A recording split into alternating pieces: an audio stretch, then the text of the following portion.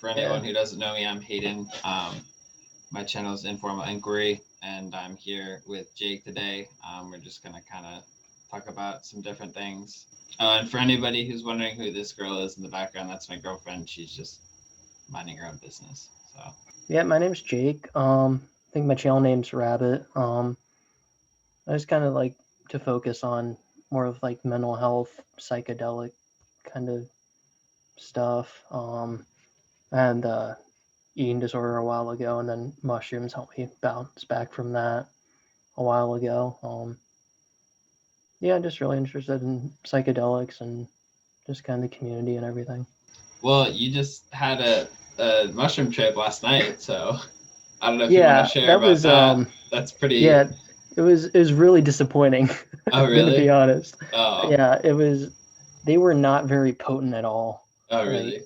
I ate 5.5 grams. It felt like two Was it 5.5 dried or 5.5 fresh? dried. Okay. Yeah, Yeah, so normally that would be like a pretty intense experience. yeah. Yeah. So like it was weird because I like ended up over preparing for it, Yeah. and then like halfway through I'm like, this this isn't. I Yeah. expected way more. Last time I ate some, it was like a different batch back in August. Yeah, so I think like a month after that, I ate like 3.5 grams, and that was pretty enjoyable. I'll probably have to make a video on it sometime. Did anything happen at all during the experience? The one you just Um, had, or not really? it was more. I guess felt more like recreational, kind of. Yeah. I spent like the first couple hours just laying in bed in the dark, and then I ended up just like rolling around. Like the tactical sensations on like your skin felt really nice with like blankets, and so I was just rolling around my bed laughing for like after that. Yeah. And then I went down to play with my sister, and she was like 5 at the time, Mhm. and she ended up like leading me on like this backyard adventure Oh, because we have like nice. a big backyard.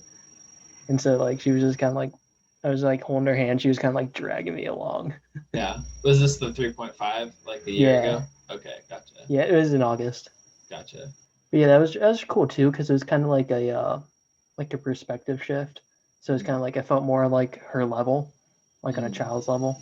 Yeah, it was like it felt like we were like more on like equal footing instead of like me being her big brother. You know. Gotcha. That's Yeah. cool. I just felt like I also just kind of like felt like a monkey. It, Yeah. like I just felt like it's like your limbs are like really heavy and they felt like tree trunks. And but yeah, that was kind of nice because that was the first time I tripped in probably like 10 months. What do you usually like look for? Like what has been like helpful for you? Because you keep going back to mushrooms, so obviously like something is. Yeah, so like thinking like summer 2019 was when I was using the most. It's probably like every week or two. Um and then and then like the last before I stopped um last year, it was like I kind of noticed like the last one or two times I was doing them, it just kind of got a little boring. So that was kind of like a signal for me to take a break from them. Um, and then I think like 6 months ago, I just decided just to go for it again, and then I just ended up having a good time. So when you're going into experiences, are you looking like for anything in particular, or are you just kind of like open to the experience of whatever happens? A little bit of both. Yeah. I guess usually what I want like going into it is just developing like more like happiness and like contentment, just like with myself, and like try to build up my self-esteem, Mhm. and um, just kind of try to address problems of like loneliness. um, like especially during COVID, but even before that, it's like always been something I've had issues with, of just feeling like isolated or not like I belong to like the groups I'm in. um, and then just it also ties into like having like romantic issues too, and just kind of feeling a little bit lonely in that, and then not, and kind of like being afraid to put myself out there with that. Has it been helpful? Like has it given you some new perspectives and understanding in that respect? I know you're talking about your eating disorder and how it helped you with that. Hmm. Um, Yeah, for like the loneliness, the mushrooms have definitely helped. It kind of like the way I like to phrase it is that it kind of reminds me that like even though like I'm not a, even though like I might be alone, I don't have to feel lonely. If that makes sense. For like I end up acknowledging that for like a good time after, and then I guess part of my issue is that like eventually at some point in the future, like I kind of forget that feeling or that realization. I haven't really done, yeah, because I've only done mushrooms like twice in the last year, I guess. It's mostly just been like DMT occasionally, and that's about it. yeah. Oh, well, that's That was just DMT occasionally. No big deal. just DMT. Moving on. It's Do you usually like break through, or do you usually just like get before the threshold? What do you? What's your I goals? really don't know because like I still don't really know like what the definition of a breakthrough is. Mm-hmm. Like I've kind of heard like different definitions from different sources. Mm-hmm. Like some people say like I've heard like you either have to like have a bunch of past trauma come up or like have this like huge like I don't really know. And then I've also heard other people describe it as just like seeing entities or something. Mm-hmm. My understanding of a But go ahead. breakthrough is like when you leave your body, essentially. Like when you essentially your old self dies and Mm-hmm. you are no longer like you anymore. Like you like stripped yourself of like who you were, like ego death kind of thing, Mm-hmm. and you like go off into the universe and like you're in this whole new dimension, different world entirely. Like the world around you that used to exist is completely gone. Yeah, because like I don't know if like that's like enough to like constitute a breakthrough because that happens to me like a lot. Yeah. Like almost every time, like I end up just like closing my eyes and going to like a different space and like seeing entities. Hmm. Um, but I don't know if like that's just like the minimum for a breakthrough. If there has to be something more than that. Yeah, I don't know. I don't have a ton of experience with that. Yeah, I I've don't only know done because like DMT and like everyone once. always yeah and like everyone always says too that like oh if you have to ask if you had a breakthrough and you probably haven't. I'm like well I mean for someone who's like super indecisive that doesn't really help. Well, what have you been? What have your experiences been with DMT then? Like, what is? Um, I think last time I told you about the first time I took it. That was like a year and a half ago. Um, where I took like way too much, but I don't really regret it. Hmm. I think I like the first thing I remember was like seeing Buddha, which Hmm. was pretty cool. Hmm. Um, and that was pretty intense. And then I've had like a couple like low dose trips, and then um lately most of them have been like I just kind of go off into this weird hyperspace for a few minutes, and I do see like entities, and like it's hard to remember too. Hmm. Um, like I feel like you're not meant to remember it in a way, but Hmm. Yeah, I've heard that it's pretty common to forget. It's kind of like in a dream, like when you wake up and it kind of like starts to fade away over time. Like as soon as you wake up from your dream, like you remember it, but like if you don't write it down or something, it just kind of drifts away. So it sounds like you like use psychedelics like quite a bit compared to like the average yeah, Joe, yeah. I mean, at least DMT. Yeah, It's probably I don't know. I guess it's like a couple times a month maybe, yeah. which isn't like it's not like too crazy, but And has DMT like taught you anything or like helped you understand anything like mushroom has or not? um, like I wish I could say it did, but I think with DMT, it's like too short acting to take away any like meaningful lessons. I Yeah, guess it's more. I guess for me, it's more of like a reminder, just to kind of like put me in like a psychedelic headspace for a little bit. yeah. Um, just kind of like a reminder that like there's more out there. Yeah, 'cause I think I remember back in I think it was back around August too. I there's a buddy who lives like 20 minutes away from me, and he wanted to try it, and then I gave him some, and then I think he ended up breaking through his first time. He had some like past like trauma stuff come up, and that was pretty cool. Was he able to work through it? um, yeah, kind of. Because I remember like coming out of it, like he started like crying about it, and he was like, "Wow." Did he like tell you what he saw or what he experienced? Yeah, like so like we use a dab rig for him, and like we just like heated it up, and then I just like took like a dabber and just like scooped a bunch in there, and I think what he said is he remembers seeing like this woman just like kind of like comforting him, and then like he had some like stuff in his past come up about like his father, because I think his father like killed himself with like pills or something, and then he had that come up, and then um he was like talking about, and like tears were coming down. I'm like, holy shit.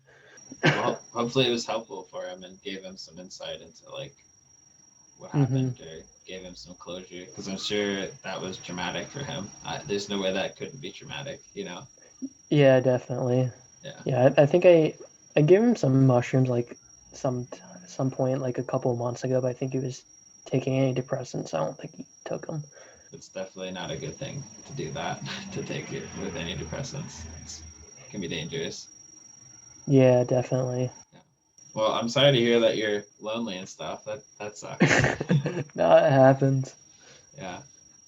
Is there not anything like around? Well, during COVID, it's kind of hard to like. Yeah, like it's been worse since then, but I guess like just in general, I've always had issues with like putting myself out there and being like more sociable and like going out and doing stuff. I um, I struggled with a lot of social anxiety in high school. It was like one of my biggest challenges. Like I was so scared that I was like afraid to ask to order something at like a restaurant. Sometimes I get like nervous when the waitress would come up. I'd be like, oh my god, like I don't know, like if I can do this, you know. Yeah, I was always like that until like 2 or 3 years ago. Yeah, it was really hard. I've gotten better since then. Like Yeah, a me lot too. better. But I can understand because I moved schools quite a bit growing up. I changed a lot of school districts. Mm-hmm. My parents weren't in the military or anything. That's usually what people ask me first thing, like when I say Mm-hmm. change school districts. But um, I just like changed from like private to public, and then I changed states, and then I changed again public to private, um, and then I changed. Yeah, just changed a lot. So like I never Mm-hmm. really felt like I had like a foundation when I was a kid. Like excuse me, I started like building my foundation in Colorado when I was like living there for like most of my life till like I was like 11. Mm-hmm. But then when I moved, I felt like I didn't have any friends anymore and stuff. Um, and it was kind of hard to deal with that. And I think that contributed to some of my anxiety, um, later in life and stuff. I was Mm-hmm. still struggling with it, I think, when I was 11, but I think it aggravated it by changing states, you know? Yeah. Um, What helped you get better? That was just like getting older, or just I think it's perspective, like over time, because I think some of the things that I thought were super scary at the time, I mean, they were scary for me at the time. Like having some time and perspective um, over the years has sort of helped me with that. I've also been through like a lot of counseling. I've been through like 6 years of counseling now. mm-hmm. So that was super helpful to gain insight and perspective into things. Yeah, mostly just reevaluating my thoughts and realizing that sometimes situations aren't as scary as what they seem to be, you know? So, Yeah, I've had to learn. I think I've had to learn that a little bit too, because like yeah. when you kind of in that thought loop with like being anxious, it's like really hard to like catch yourself. Yeah, because like I found the thing that kept me in anxiety the most was like resisting the anxiety. So the anxiety would come up and then to get anxiety about anxiety, you know? Mm-hmm. And so that was the biggest problem was being able to like recognize the anxiety and then not resist it, but like allow it to be there and still like do stuff, you know, instead Mm-hmm. of like reacting to the anxiety, which is like my default response is always like push it away, it's bad, and I've realized Mm-hmm. that like it's not bad, it's okay, like just let it be there. And Mm-hmm. it's a different relationship, I guess. It's more of like an embracing relationship rather than like a pushing away, which usually creates more anxiety. Mm-hmm. I hope that when COVID ends, that you're able to, Get out more, yeah, and get back socialize. get back out there. Yeah. Yeah. There's especially around like where I live, there's like nothing to do. Oh, really? Yeah. Where do you live? You're in Ohio too, right? Yeah. Yeah. I really wish I could move, man. Like I do not like Ohio. Yeah. I don't plan on staying in Ohio either. I'll probably end up on the West Coast somewhere, maybe like I don't know, Oregon or Washington or That's what I'm thinking, yeah. yeah. They do criminalize drugs in Oregon, so Yeah, they did, yeah. which is Yeah, it's a step in the right direction. I think definitely. eventually our country will decriminalize all drugs. That's what I'm hoping for. Yeah, It's that's the so goal. stupid. It's so stupid that people are in prison for doing drugs, um, especially like drugs like hard drugs. Like why are they in prison for that? Like that's already a punishment in itself is doing the hard drugs. Like most people don't want to be a heroin addict. you Yeah, know? like yeah, no one like wakes up and just like and they're just like, yeah, let's do heroin. Like there's like Yeah. environmental conditions that lead to that. Yeah, exactly. So I think they decriminalized and they invested most of that money from taxing pot into recovery for hard drugs. I'm pretty sure. Yeah, because I know like I think opioids are pretty bad in Ohio. Yeah, super bad. And Dayton's like a huge like trafficking area for drugs and like human trafficking Mm-hmm. and stuff. So um, yeah, it's not great because I think Ohio used to be like a big industrial area, and so industry's kind of Yeah. gone. Um, so there's a lot of small communities and little towns and stuff that have literally like no jobs and a very like low income, and that Mm-hmm. creates a lot of stress and pressure. And if you're stressed and you don't know what to do with your life, and there's a chemical that makes you feel better, then you know Mm-hmm. why not do it? I mean, I don't think it always necessarily happens that way, but I can understand the desire to want to escape from a situation that is undesirable. Yeah, it's like it sucks that like a lot of people don't like understand that and then they have like no empathy towards like the issue. It's a lot of people possibly who aren't willing to put themselves, or at least try to put themselves in someone else's shoes and try to Mm-hmm. feel the pain of others and feel like at least, I mean, I can't feel someone's pain, but I can imagine what their pain would be. Mm-hmm. I'm never going to say I know what someone feels like because that's disrespecting them. you know but Mm-hmm. Yeah, like I also see like cognitive dissonance with people where they'll like look down on like people addicted to like hard drugs and then like they'll be addicted to stuff too, but it's okay because it's legal. right. Yeah, it's because people have a perception or a stigma attached to something, and so then they judge that, but they don't like hold the same standard for themselves, I guess. um, it's a lot of us versus them mentality.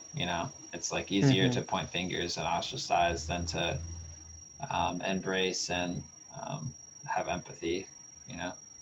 Mm-hmm. That Yeah. requires like putting yourself out there, I guess, in a way that is like empathetically. You have to think about that, which is not what most people like to do, I guess. I don't know. Yeah, it's like I don't. Yeah, a lot of people don't really know how to do that because like it's. I don't really think our like society emphasizes that. Absolutely not, because we Yeah. don't emphasize the importance of listening to parts and pieces of ourselves either. Most of our dominant culture is to suppress and to escape. Like a lot of our society is based on escapism. Mm-hmm. Like you'll be happy if you have this, you'll be happy if you do this, like this is bad, this is good. Yeah, It's like consumerism and stuff. Right. exactly, yeah. Yeah. Yeah. Yeah, I guess that kind of relates to like so I was talking to a couple people. You are you in Discord any chance? I mean, I have Discord, but I don't use it too much unless I'm Okay, talking with friends. there's like a psychedelic group called the Experimenters. I don't know if you've heard of it at all. Mm-mm. Okay, I think it's got like 15,000 members. There's like this weird person that was like saying like some really weird shit about it. And it just kind of like got me thinking about just kind of like how politics are kind of like related to psychedelics, or like for the most part, like the psychedelic community is like pretty chill about that stuff. Um, but then like every once in a while, there'll be like people in the community who are like they'll like go off on like these really weird like fringe beliefs. Could you have like an example? Like they'll go off on like this, I guess like far right, like almost like anarcho-capitalist kind of bend. And it's like really hyper individualist, and that's kind of like the opposite of like what psychedelics should teach us, like the opposite of individualism. Because I think what happens um I think when a lot of people take psychedelics, it kind of like shows us just like how kind of like messed up like the system we live in is, and how like the way our structure is set up and how our government's set up, and how there's like all these things wrong with it, which there is. But then like they'll they'll like take that, and then instead of being like, I want to like reform it and change it for the better, they go off in the other direction where it's just like, let's just tear it all down, burn it all down. Mm-hmm. Which Yeah. I personally don't think that's like the best approach, but that's just kind of like the other reaction. Right. Yeah. I mean, there's two different ways to go, and I guess some people go one way and some people go the other way. I think they're both true in some ways, because like I think there are some parts that need to be sort of broken down and rebuilt, but then there's other Yeah, parts yeah. that are like, we still need to maintain and move forward with. You know, Mm-hmm. I think the problem becomes when like somebody goes on extreme and they don't realize how extreme they are, and they don't take any feedback from the other side or any other perspectives in mind, so they get kind of stuck in a loop.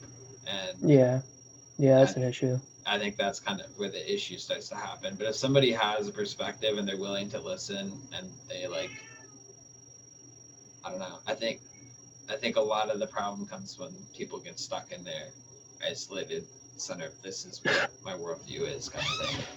Yeah, because I think on the other side of that, like one of the issues too is that like if like having a belief on something that's like within the public discourse considered extreme when it's like really not, you know, Like socialism in our country. or just like the fact that America is the only country without universal health care. Like Yeah. it's only radical here. Yeah. Well, yeah, socialism basically. Yeah. I mean, kind of, yeah. I mean, socialism is basically like systems in place that are um, for the common good of the community, Mm-hmm. essentially. So socialism would be socialized healthcare. That would be universal healthcare. Yeah. Basically, all of Europe is socialist, Mm-hmm.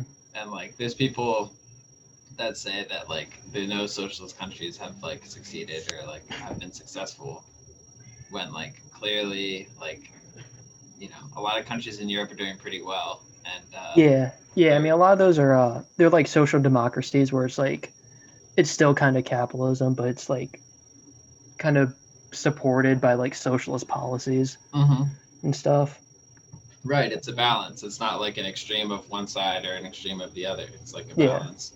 It's basically they've implemented structures that support the citizens in a way that they wouldn't be supported if they didn't have those structures, like in the U.S. with, like you said, universal health Mm-hmm. care. Yeah, I feel like one of the best things we could do would be something, I guess, something like worker co-ops, like Those are just like help so much. What's a worker co-op? Um, I don't know like too much about it. But like from what I've heard, it's like they're like worker cooperatives where um it's kind of just like socialism in the workplace where it's like Like a union? worker kind of like worker ownership of like the means of production instead of having like a CEO or like boss at the top, it's like collectively like owned by like all the workers and stuff's like democratically decided and stuff like that. Yeah. REI is like that. What is REI. REI? Yeah, REI. It's recreation. I forget what the acronym is, but it's a co-op. It's Mm-hmm. an outdoor recreational equipment incorporated, but it's owned by the customers and the employees, basically. Yeah, yeah. Because I know like a really popular one. I think in Spain's like Dragon Corp or something. Apparently that's been like pretty successful. But I'd be interested to see what the logistics are and how that kind of unfolds. If it how it's mm-hmm. different from like a regularly run corporation. Be interested to see Yeah, because like it'd be interesting to see the difference between that and like a union because the union's kind of like it's kind of like the workers versus the corporation. It seems. Um, Whereas what yeah. you're I think suggesting, union. Yeah, I think unions are more like bargaining and yeah, stuff for like the stuff they need. right, And then I think worker co-ops are just like the workers like own the business that they right, work at, right. which I think So would make them more like productive, honestly. Like if you have a stake in something, you're probably gonna work harder for it. yeah, it'd definitely be interesting to look at. I might take a look and see um, how that works and Yeah, I think I have. There's like a research doc I found that that might have some studies on it. yeah, if you find it, just send it to me on Instagram and I'll take a look at it. Yeah, yeah, I can link it to you. 'Cause I watch there's a I don't know if you heard the YouTube streamer. His name is Vosh. Mm-mm. No, I think he's kind of like a libertarian socialist. He does like a lot of streams and like a lot of content about like politics and stuff. He explains some of this stuff really well. So what else is going on, man? I guess the newest thing in my life is probably CBD flower. Yeah, yeah, you mentioned that. Yeah, Yeah. because that was something I enjoyed. I mean, I enjoyed smoking cannabis, like hmm until it led me to be psychotic. Um, Yeah. that was not great. Um, Yeah, sometimes I feel like I'll have like little inclinations of like wanting to go back, and then I remember like, nah, yeah. So you've had a psychosis then? not psychosis, but like Okay. I kind of just got like low key dependent on it and stuff, Oh, and just had to quit. gotcha. But so I was looking because I was in Washington and I saw like hmm cannabis dispensaries everywhere. Yeah. So I got nostalgic and I came back home and I was like, I wonder if there's like a CBD flower, like because I know hmm CBD is not psychoactive and um, it's not. It actually has antipsychotic properties. So I looked it up and I was hoping like because Michigan it's legal, like everything's legal there hmm for cannabis and stuff. So it's like, oh, Yeah. maybe I could drive up to Michigan and I looked up CBD flower and like stuff popped up like for Ohio and I'm like, wait, what? You're hmm telling me that like CBD flower is like legal? So I like went to a shop the next day and like bought some and hmm like at first I kind of had like a weird reaction to it because I don't know, I think I was paranoid because like I didn't want to have like I don't know something bad Yeah. happen, Yeah. um, which like psychosis doesn't happen like immediately with like when I smoke cannabis. It's like a progressive thing over time. Like it's like hmm gradually puts me in like a manic state. But I hmm think I was just paranoid and but yeah, I found kind of some strains that like work for me and it's like a nice thing, it's not psychoactive. It's very relaxing. It still kind of gives you like a stone feeling, but you're still very functional and like pretty much more clear headed than like THC. I mean, you've experienced it, but Right. um, I don't know. It's just nice to have just for stress relief. Or I have a lot of pain in my body, like in my wrists and back, and it's kind of everywhere. So Yeah. it's kind of helpful for that. Um, it's just kind of the new thing that I've been doing recently. Yeah, I used to use it a lot when after I quit. And I still use it from time to time. But yeah, it's definitely really helpful when you need it. Mhm. And it like smells and tastes exactly like it. Yeah. But Yeah, especially if you get better quality stuff. Like the stuff you buy at a hmm gas station, like I wouldn't trust it, but because yeah, it's, you know, I order all mine online. yeah, me too. Yeah. Yeah, yeah. I try to get from like organic, like small growers, just because I feel like they're putting more care into their product, hmm and I want to support like small businesses. Um, Yeah. but Yeah, I get all mine from I think the company is called Plain Jane. yeah, I've heard of And them. I've seen yeah. their website and stuff. Yeah, I pretty much just order like their pre-rolls, like their cigarette ones. Mm-hmm. That's all right just to use once in a while. Yeah, you said it helps your stomach, right? Yeah, like I'm having a bad day with it, and it just kind of relaxes me a little bit. Yeah, yeah. Have you heard of CBG? No. Yeah, CBG is a different chemical or like it's a different cannabidiol, but Mm-hmm. it's a flower that precedes it's the chemical compound that precedes THC and CBD. So it's like the mother of cannabinoids from the cannabis plant, and apparently it's supposed to be really helpful for digestion issues and stuff. Mm-hmm. And it's supposed to be super helpful for anxiety. And a few like really weird benefits to like bone growth and stuff. It's like, okay, Mm-hmm. that's interesting. So I didn't know if you tried it because I know that you have I some. don't think I've heard of it. Yeah, Plain Jane has some on their website. Hmm. It has a different feeling than CBD. It's more clear Yeah. headed. It's a little Okay. bit. I don't know. I didn't do a lot because I didn't want to. I just wanted to do a little bit at first to see how I kind of react to it. So I'll probably try some more later and see what it feels like. But Yeah, I so think that's part of the reason why I use CBD because it's just like just the feeling of like smoking something sometimes just yeah, helps. yeah. It's like I've had no idea what I want to do like job wise and career wise because like I think I don't know if you remember like from last time where I kind of talked about like with my IBS and everything kind of like it's hard to like do shit and I can't really like get out of the house much. So like I figured streaming would be like a decent opportunity to like make something on the side, but Mhm. I need like internet speed to do that. That sucks, dude. I'm sorry you have to deal with that. Be that way sometimes. Yeah, yeah, but it's still not cool. Yeah, because like it just kind of like it's hard to like not compare myself to like other people. So like it just there's just like a lot of issues like self esteem and like self worth and not being able to do what I see other people doing and I struggled with the same thing when I got my concussions. I had a few concussions, and then I wasn't able to do the things that I was able to do before.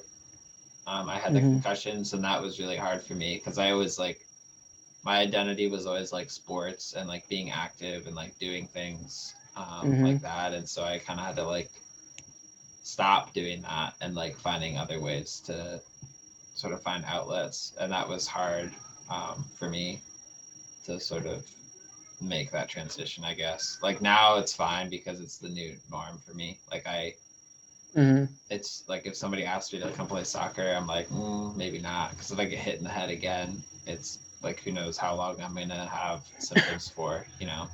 hmm But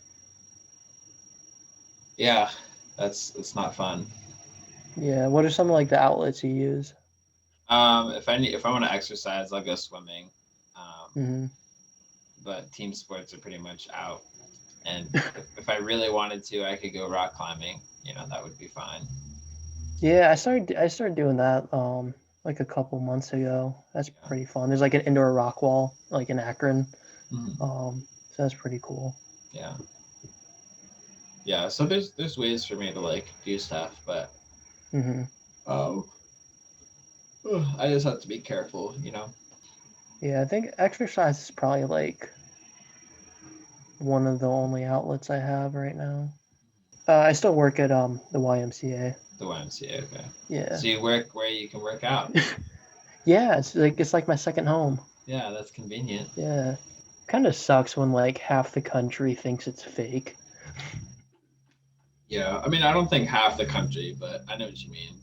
Oh Like, yeah. I know what you mean. Like, yeah, there's a lot of like pushback on the mask thing, which like I don't understand. I mean, I do understand, but like I also don't understand because it's like not that big of a sacrifice. It really isn't. Like I have asthma and like I have like lung issues, so if I can like work out and rock climb in like a mask, there's like no reason other people can't. Yeah, It's like it's it's so weird just seeing like these grown adults like throwing temper tantrums. It's yeah, really weird. it's a little immature. I feel Yeah. like I guess people are suspicious and people are skeptical and people don't like being told what to do. But I think they might just be viewing it from like an individualist perspective, like you're taking away my rights. But I view it more of like as we live in a community and what I do impacts other people. So Yeah, you know, there's like I guess like the concept of like positive freedoms and like negative freedoms. I forget which one's which, but it's like having the freedom like to do something than like having the freedom from something. So mm-hmm. it's like I also have the freedom like to not contract a deadly disease. I think we value freedom a lot in our country, and I understand that, but I prefer the perspective of like natives, not all natives. I don't like saying like all natives because they're all different peoples, but like Mm-hmm. I heard something that a native group said, which is like focusing on responsibility rather than like freedom, like responsibility to the earth, responsibility to the community, responsibility to like their ancestors and to the future generation. I Mm-hmm. focus more. I like that perspective more than like, oh, I like am entitled to my freedoms. It's like, Yeah, and like I feel like a lot of people who preach about freedom, like they virtue signal it because they don't actually believe in it. They just want freedom for what they think is fine. right, they want their definition of what freedom is. Mm-hmm. Right.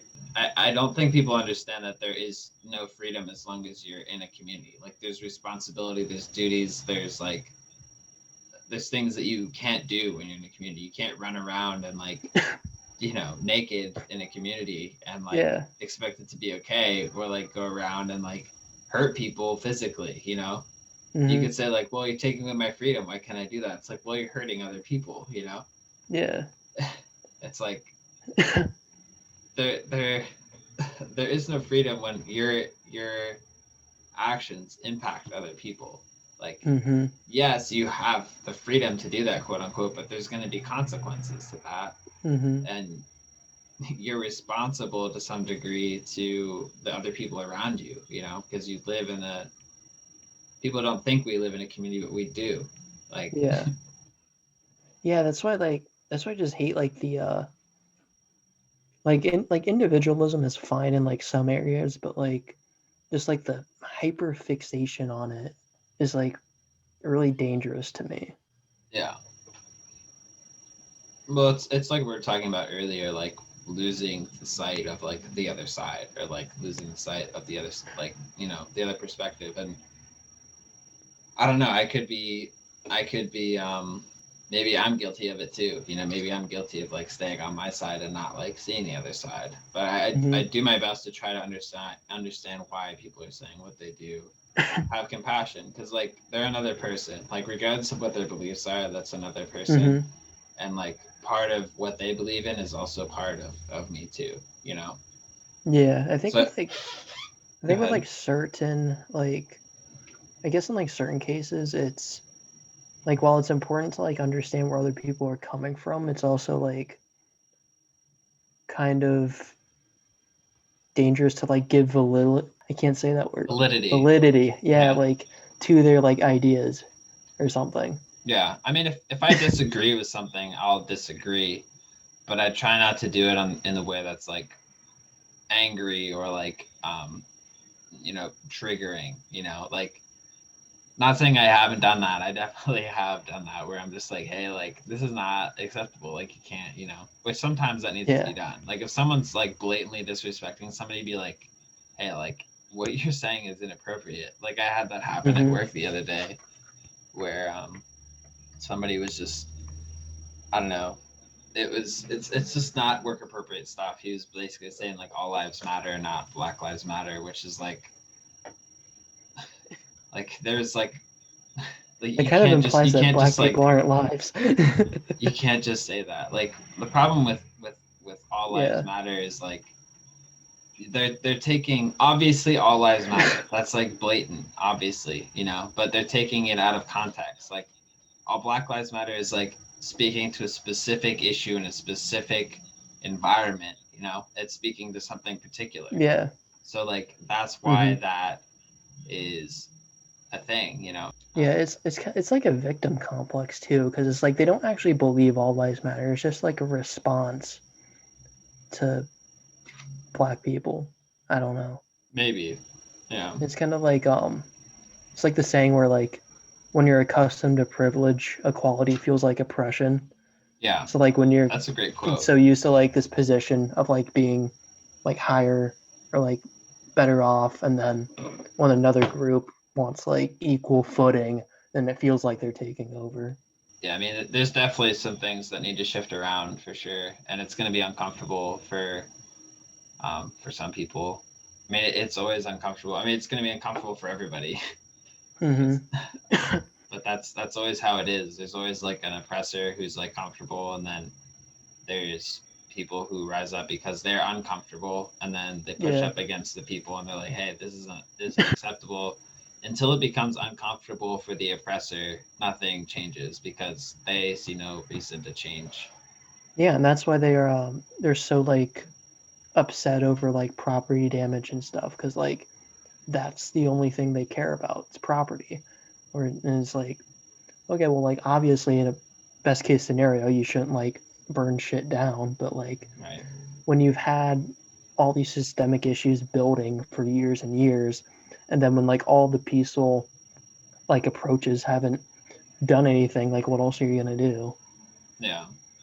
Yeah. I mean, a lot of the violence doesn't come, like, most of the violent stuff is not from the people who actually are at the rallies and stuff like that. It's usually Mm-hmm. people who instigate and create issues. Most of the stuff is like peaceful. You know, Yeah, I all think all it the was stuff like that's violent gets televised. yeah, I think it was like over 90% of all of the BLM protests were peaceful. I forget where I read that, but Yeah. So it's I don't know. yeah, because like I think what I've tried explaining to people where it's uh where it's like real like a lot of real change like historically doesn't really come from like legislation or like policies. It comes from like direct action, protests and riots and stuff. The people. Um and it's like well like you can be mad about violence, but like it's pretty like entrenched like in America's history from like we had In we had human BLM. history. Yeah, like we've had yeah that too, but like even just in America we've had BLM, and then we had like the Stonewall riots in like the 70s for gay rights, and then we had like property damage done during the civil rights movement, and then even going all the way back to Boston Tea Party. Like Boston Tea Party was like huge amounts of property destruction. Yeah. Yeah. I mean, violence is just, it's a human thing. Like, when at first people are peaceful and they try to go about it the right way or whatever. But when they see no action, then sometimes it resorts to violence. And at some point, violence is necessary. Like, um, you look at Mm-hmm. World War II. Like, people aren't just gonna be like, "Oh, please, can you stop like killing the Jews?" Like, Yeah. they're not gonna stop. Like, at some point, intervention needs to happen. But Obviously, I'm not advocating for violence, but I think violence does have its place. Yeah, like it's not, yeah, like it's not preferable, but like shit Uh, happens sometimes. yeah, when action isn't being made, like violence is going to happen. You know, it's not a matter of like will it or does it. It's not a matter of like will it, but if someone's oppressed for long enough, a group of people is oppressed for long enough, and no action has been made, violence will occur. You know, Hmm. that's at least where we are now in our evolution. That's the case. Maybe at some Yeah, point that won't be the that's like case. also one of the things I've been like thinking about like philosophically, where like if we as a species are like inherently like good or violent or tribal and stuff like that. Because like on the one hand, I'd like to wish that like we're inherently like good and morally acting and stuff, and then sometimes I'm just like we're inherently like terrible. Well, what is good and bad? What is the definition of good and bad? I don't know. Where does good and bad come from? I don't know. I guess like when I think of good, it's like more like empathetic and communal and like wanting to like make the world a better place, I guess. Mm. And then I guess I don't know. But who decides what good and bad is? Because there has to be like someone who decides what good is and someone who decides what bad is. You know. Yeah, I mean, I think it's just like we do. Like we decide what's good or bad for ourselves, like collectively, and it just kind of it's like changed based on the time period, I guess. I don't know. We, as in like the human species, I guess like stuff that was like considered moral back then is now considered immoral. like slavery, stuff like that. Yeah. Other things too, but yeah, torture. We still torture people. Oh yeah. That's fun. I hope that's sarcasm. No, yeah, that's definitely You said that so nonchalantly. I'm like, oh god. oh, oh no. No, waterboarding at Guantanamo Bay sounds fun if you don't know what either of those things are. Yeah, waterboard. It sounds like surfing. Yeah. You want to go waterboarding? Yeah, because I've always wanted to talk to someone about like I guess kind of like the relationship with like psychedelics and like politics and political ideologies and stuff. Mm. Um, because I'm still in school for political science, Okay, which cool. is the worst major for my mental health. I couldn't have picked a worse major for my mental health. It's pretty intense. Yeah. It's yeah, just like one of my interests is just like kind of how psychedelics relate to like politics and stuff, and I guess that's kind of what I want to like focus on my channel more if I ever get around to like making more videos. Okay, cool. Yeah, definitely. We can, if we want to make another video at some point, we can talk about that more for sure. Yeah, totally. Hey guys, I hope you enjoyed that video. If you liked it, go ahead and hit the like button and comment below if you'd like to. And I also wanted to let you guys know that I will be doing a live stream every Saturday at 4 p.m. Eastern Time. And if you'd like to check out more of the stuff that I do, you can check out my website at informalinquiry.wordpress.com. I've got services, I've got my blog, and I also have more about me on there. So make sure to check that out. So as always, make sure to take time for yourself and seek your truth, and I'll catch you in my future videos. Bye for now.